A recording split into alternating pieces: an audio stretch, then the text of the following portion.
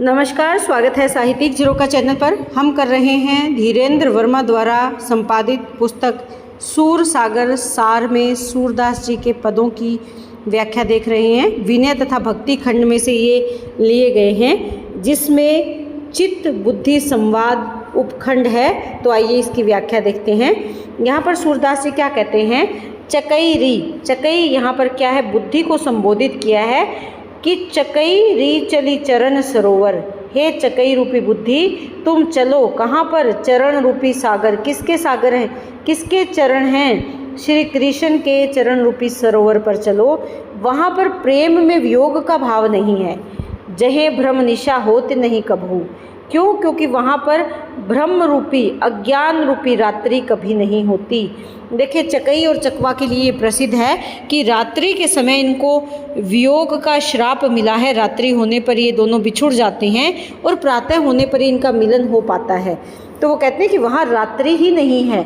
सोई सागर सुख जोग, वो तो सुख का सागर है। तो वहाँ पर चलने के लिए कहते हैं किसको? चकई यानी बुद्धि को। जहाँ सनक शिव हंस, जहाँ सनक और शिव हंस वहाँ पर कैसे हैं? सनक और शिव जैसे। मीन मुनि, मीन यानी मछलियाँ वहाँ पर कैसे हैं?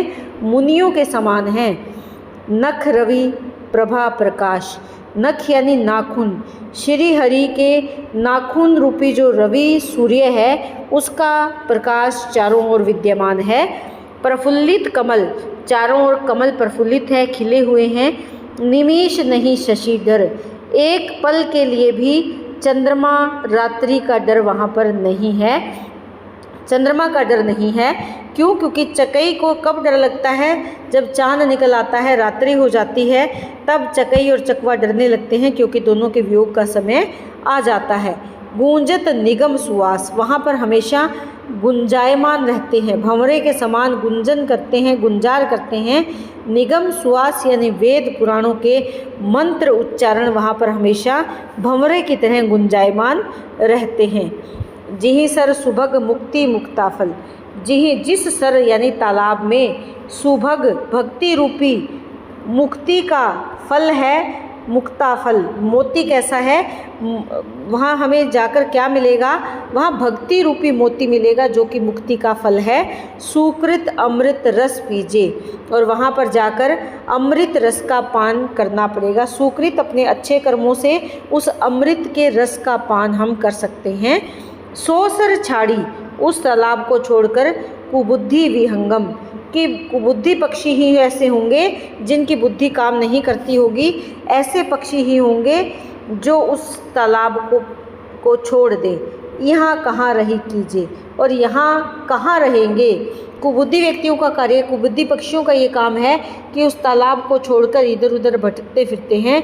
जो सुबुद्धि या सचेत पक्षी हैं या जो प्राणी भक्त हैं और सही मार्ग को पहचान चुके हैं, वही उस सरोवर पर जाकर अपने इष्ट की भक्ति करते हैं। लक्ष्मी सहित होती नित्य क्रीड़ा, कि वहाँ पर लक्ष्मी के साथ भगवान श्री हरि हमेशा क्रीड़ा करते रहते हैं। शोभायमान है। कौन कह रहा है? सूरदास जी कह रहे हैं। अब ने सुहात विषय रस छीलर, वो कहते हैं कि मुझे विषय वासनाओं से भरा हुआ, ये विषय वासनाओं के रस से भरा हुआ ये छोटा छीलर यानी छोटा तालाब अब अच्छा नहीं लगता। मुझे तो उस भक्ति रूपी बड़े समुद्र की आस है, जहाँ पर जाकर मुझे मुक्ति की कामना है, या जहाँ पर जाकर मुझे मुक्ति मिलेगी। हरिविमुख निंदा में क्या कहते हैं? अचंबो इन लोगनी को आवे। सूरदास जी कहते हैं कि मुझे हैरानी होती है किस पर? इन लोगों पर। छोड़ी श्याम नाम अमृत फल, जिन्होंने श्याम के नाम का अमृत फल छोड़ दिया है और माया के विष फल के पीछे दौड़ रहे हैं। विषय वासनाओं का जहरीला फल जो प्राप्त करना चाहते हैं, और भक्ति रूपी जो अमृत का फल है उसको उन्होंने छोड़ दिया है। निंदत मूढ़ मलय चंदन को, निंदा करता है मूढ़ मूर्ख व्यक्ति मलय चंदन, चंदन के लेप की निंदा करता है, जबकि अपने शरीर पर क्या लिपटाता है? राख अंग लपटावे। राख को अपने शरीर पर लगा रहा है और जो चंदन का लेप है उसकी निंदा कर रहा है।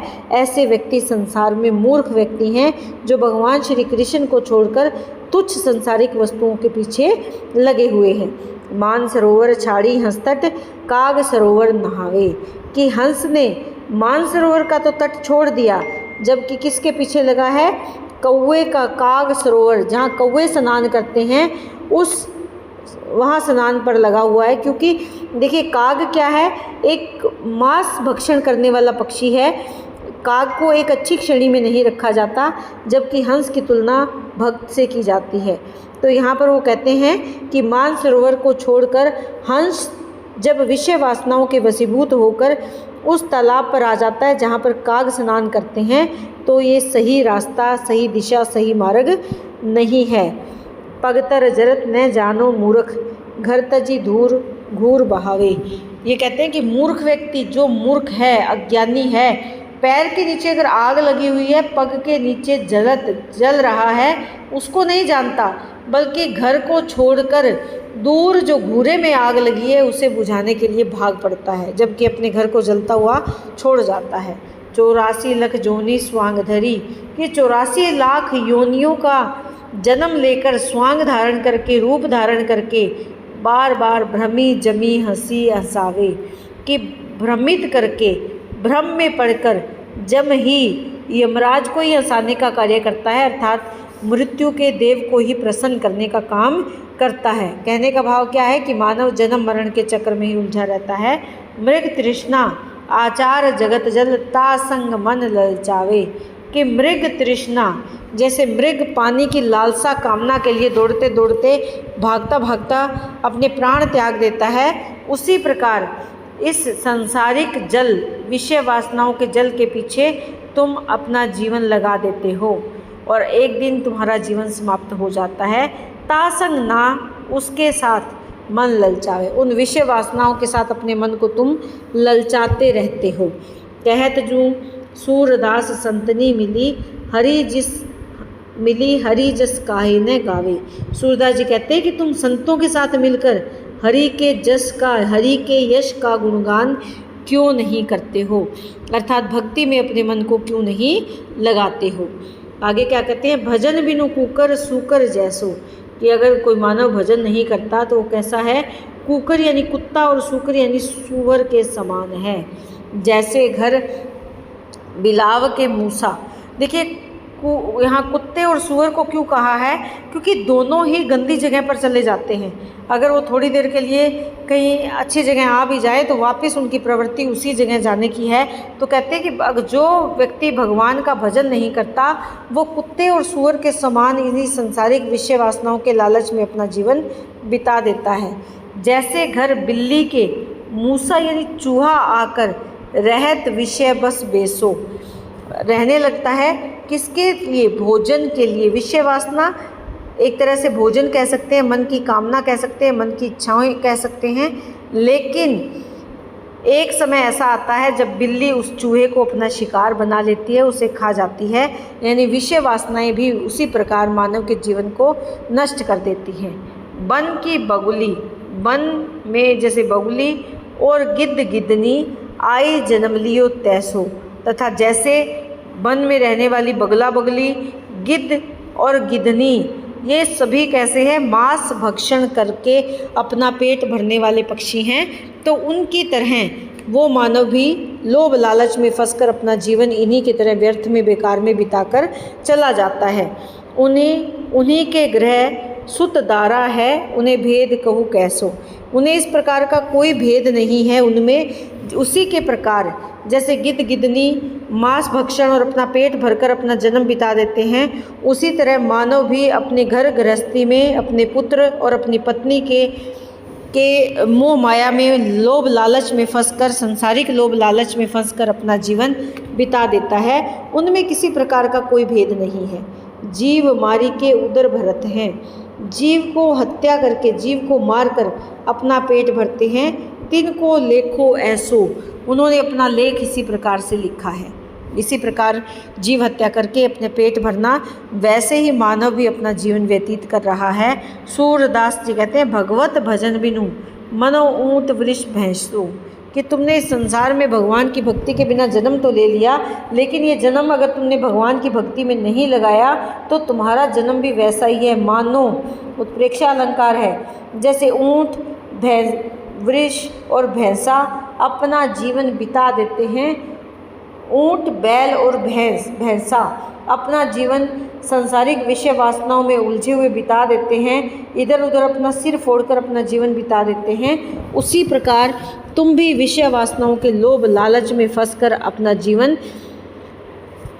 बिता दोगे। यहाँ पर ऊँट, अगर कहें ऊँट, बैल और भैंस, ये क्या है? तीनों ही प्राणी बोझ ढोने वाले हैं, बोझ ढोते हैं विषय। तो यहाँ मानव किसका बोझ ढो रहा है?